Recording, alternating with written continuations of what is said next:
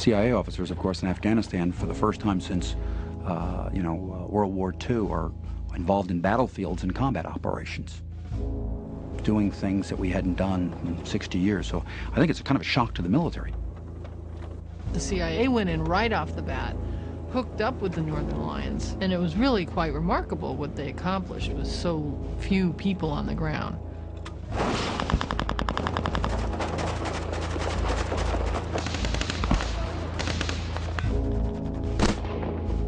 It didn't take long for the Taliban to fall. The CIA had demonstrated it could fight effectively in the shadows. We'd like the survivors of 9/11 to know that those of us in the business consider it the CIA's finest hour. We went in to kick ass, and we did.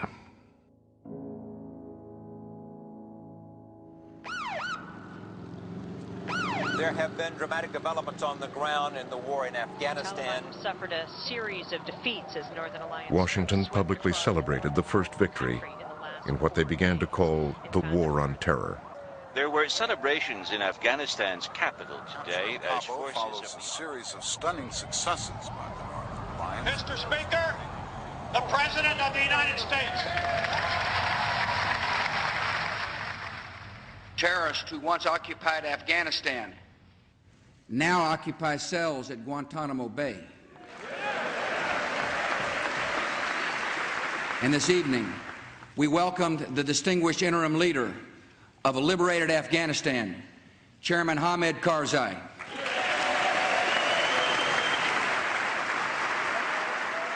Victory in Afghanistan came so quickly, and the ball kept rolling in secret.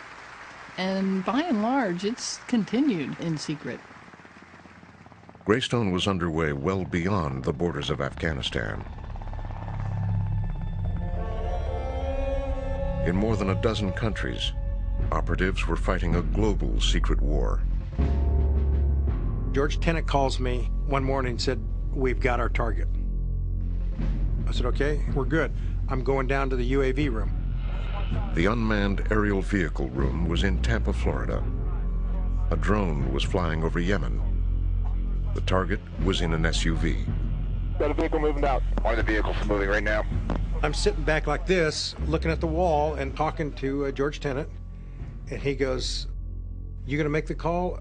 I said, I'll make the call." He says, "This SUV over here is the one that have Ali in it." I said, "Okay, fine. Shoot him." Yeah, you are clear to engage it. They lined it up and shot it. Let's go. Roll it in. Hey, ready. It's a pretty good sized explosive in an SUV, you can imagine. Big explosion.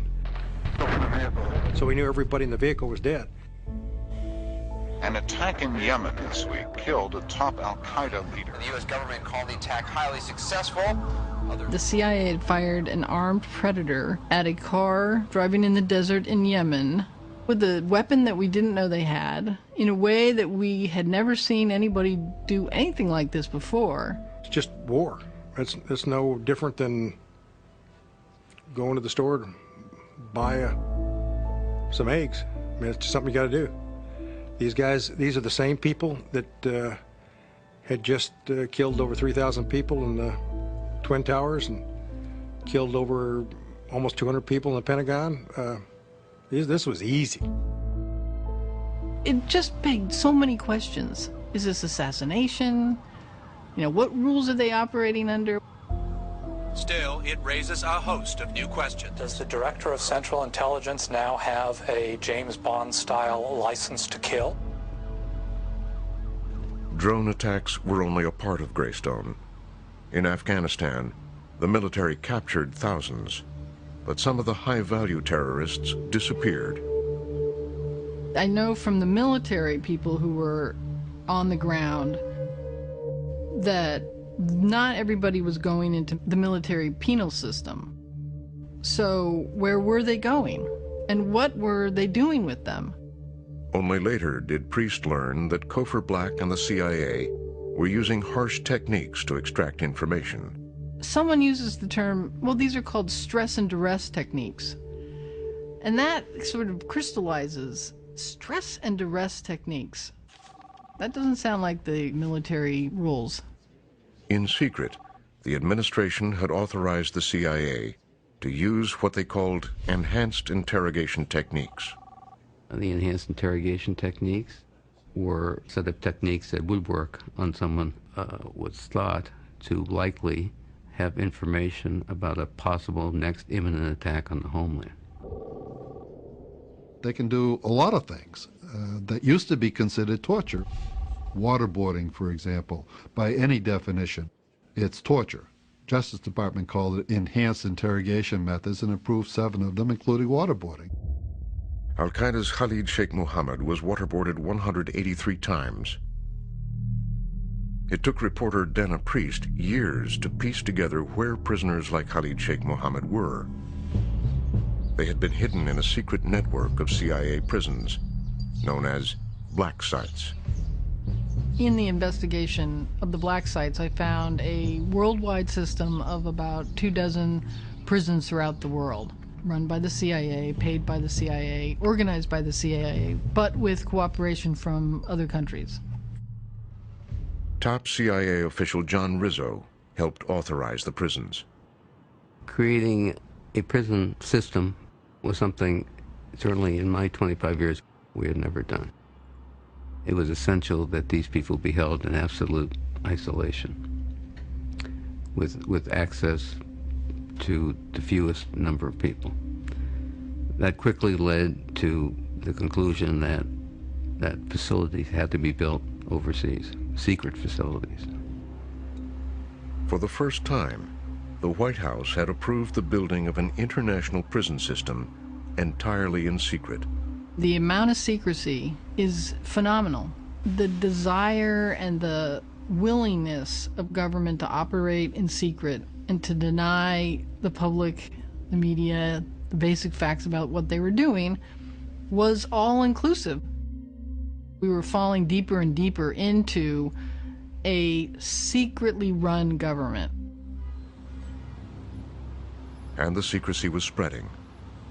At the Pentagon, by 2002, Donald Rumsfeld was waging his own covert campaign inside the Defense Department. The CIA was very much in front of the military, and that bothered Rumsfeld greatly. And he would write memos saying, this cannot stand, we have to create a capacity ourselves. The only defense against terrorism is offense. You have to simply take the battle to them. How do you do that? You don't do it with conventional capabilities. You do it with unconventional capabilities. Rumsfeld was something of an empire builder, to create as much power in his department as possible. Quietly, Rumsfeld expanded the Pentagon's most secret group, Joint Special Operations Command, JSOC. It provided a capability within the Pentagon that the Pentagon didn't have before, and was not considered appropriate for the Pentagon to have before. Buried deep inside the Pentagon bureaucracy, Rumsfeld anointed JSOC with power and money. One of the reasons that Secretary Rumsfeld became very enamored of Special Operations Forces was the readiness of Special Operations Forces to deploy and do what they were asked to do, whereas the Army presented resistance. JSOC began a systematic series of capture and targeted killing operations. One by one, they aimed for Al-Qaeda leaders wherever they found them. Using conventional war authorities, they did it all with less oversight than the CIA.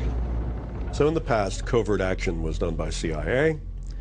The president had to approve covert action and notify the Congress. Now, a lot of what looks like the same sort of thing, covert action, is done by JSOC. Now they say, when they do it, it's not covert action. It's a military operation. So the president does not, by law, have to approve every operation, and the intelligence committees are not notified. Then, in Afghanistan, a story circulated that Rumsfeld wanted to use JSOC forces on a new battlefield, Iraq. You could see changes being